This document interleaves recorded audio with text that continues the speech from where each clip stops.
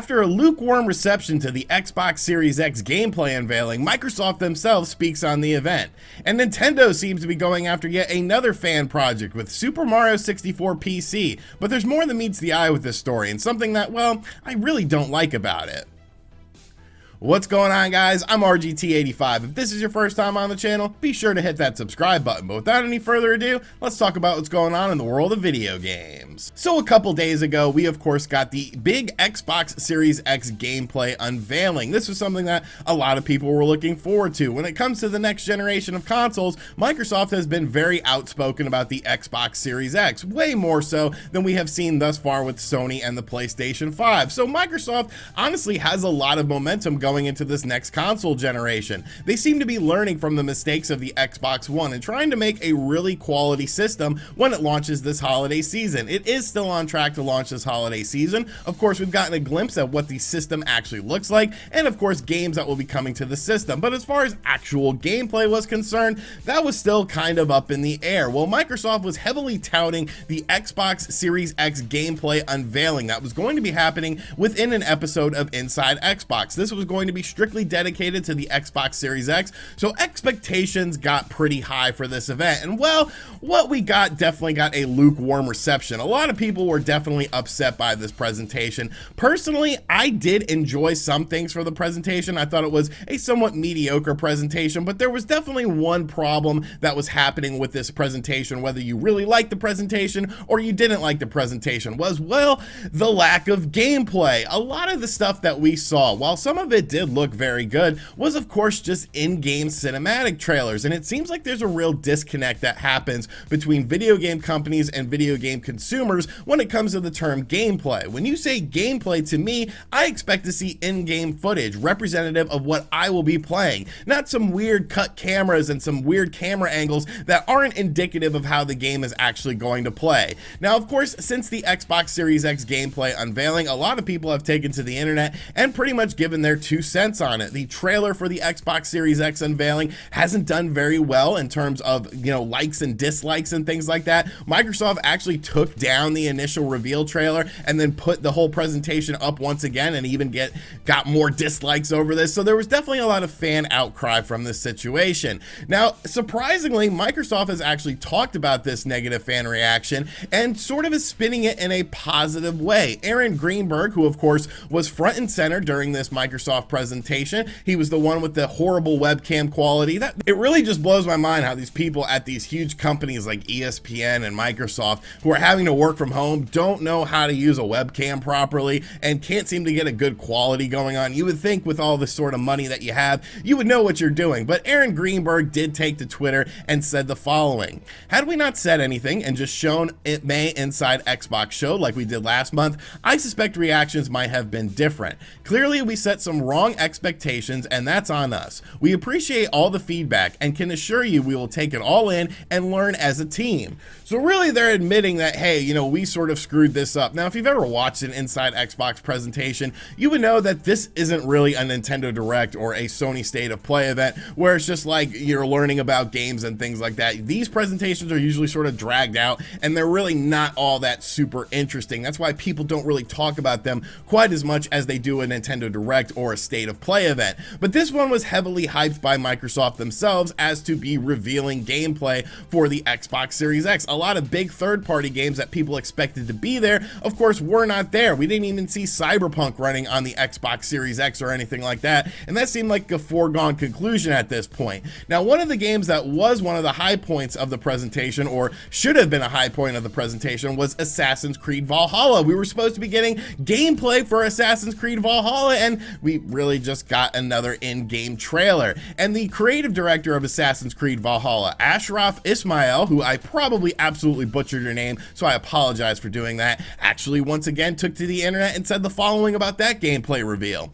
"Hello all, we rightfully expected to see more today. We have a long marketing campaign ahead of us. You will see in-depth gameplay and get a lot more info about the game. Thank you for your excitement and passion. Be patient with us and be kind. It will be worth it." So to me, what this is saying saying is a lot of video game companies have this sort of thing when it comes to gameplay, and it's not an actual gameplay footage. This is something that has been spurned on a lot, I feel, by things like the Video Game Awards. The Video Game Awards has all these exclusive premieres and gameplay premieres, and they always end up being these sort of just in-game cutscene footage, and people are getting tired of this because the average consumer, when you say gameplay, you expect to see actual in-game footage, how you will be playing the game and how it will be indicative of your experience. So I think things like speaking out about the lack of gameplay from this Xbox Series X presentation will actually help in the long run, because now these companies are slowly starting to realize that, hey, when you say gameplay, people want to see the actual game in action. They want something that is indicative of the experience that they will be having, not just some random in-game footage. So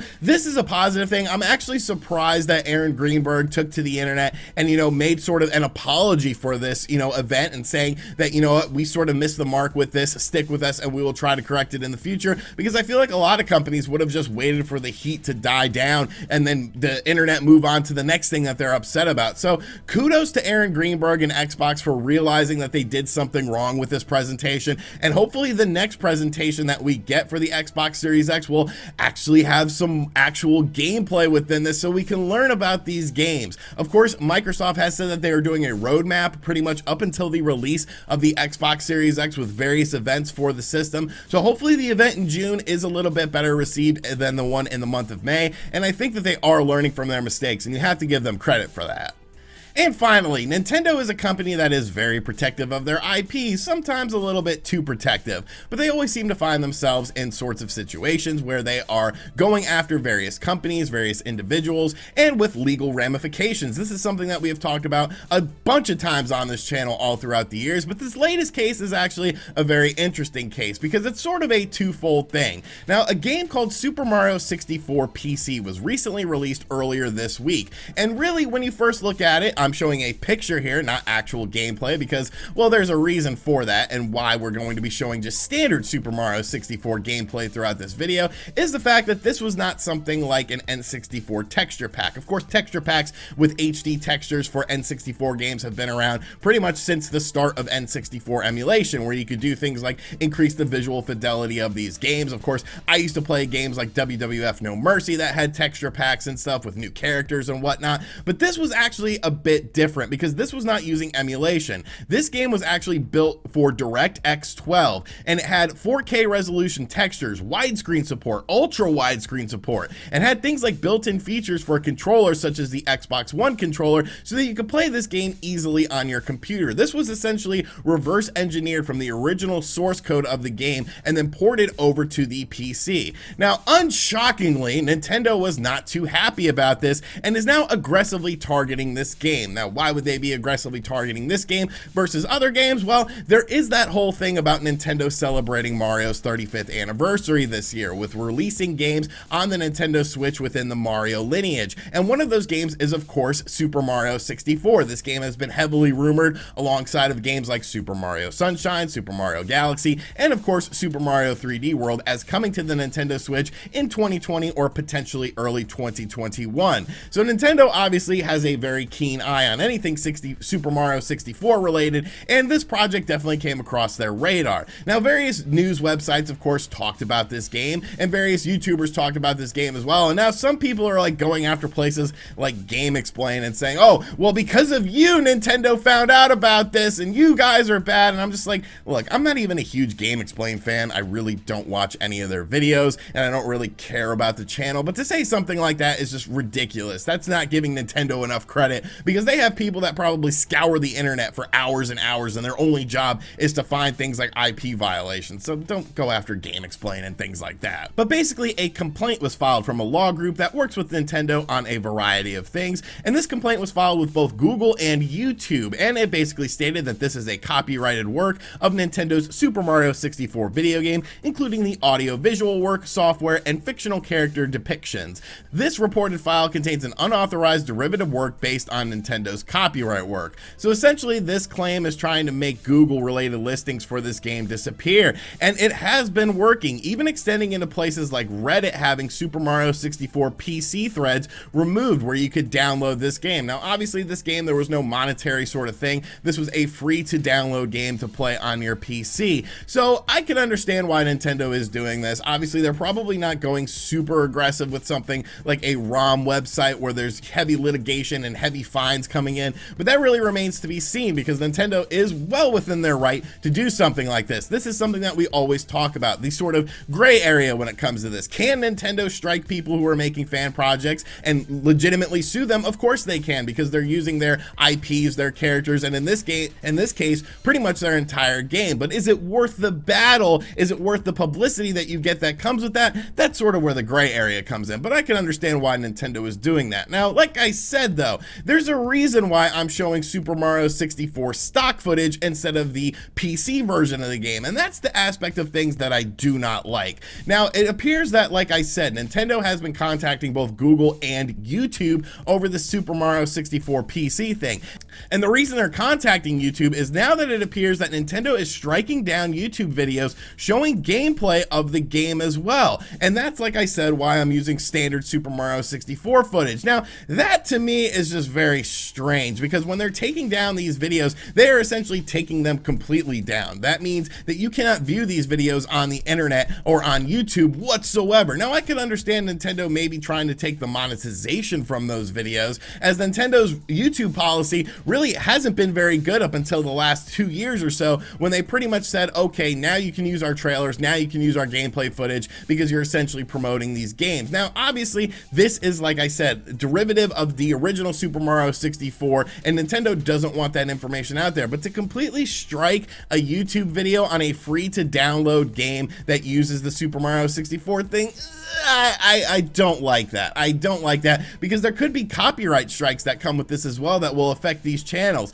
Now, it seems to be kind of not super widespread. Just some people are getting hit with copyright claims from Nintendo and their videos taken down. I actually have friends who still have gameplay footage up for this game, but that's the aspect of this I don't like. Nintendo is well within their right to preserve their IPs and protect their IPs, and obviously Super Mario 64 will be releasing on the Nintendo Switch, according to the rumors, in some sort of HD fashion, so Nintendo probably wants to keep the sizzle with that version of the game. But to go after YouTube videos on it as well, you know, I really don't like that. So let me know in the comments section down below what you think of this whole situation. Is Nintendo being too overprotective of the Super Mario 64 game? Do you agree with their stance on it? And what do you think of them taking down YouTube related videos as well? Alright, so that is going to do it for today's video. I hope you guys enjoyed it. Be sure to let me know in the comment section down below what you think of everything. Are you surprised that Xbox actually apologized for the Inside Xbox event for not showing quite enough Xbox Series X gameplay? And what do you think of Nintendo going after the Super Mario 64 PC game? Are they within their rights? Are they being a bit too anal about the situation? Let me know in the comments down below. And as always, guys, thank you for checking out this video. If you're new to the channel, make sure you subscribe and turn on notifications. Check out other videos on the channel. And as always, I'll catch you guys on the next one. Later.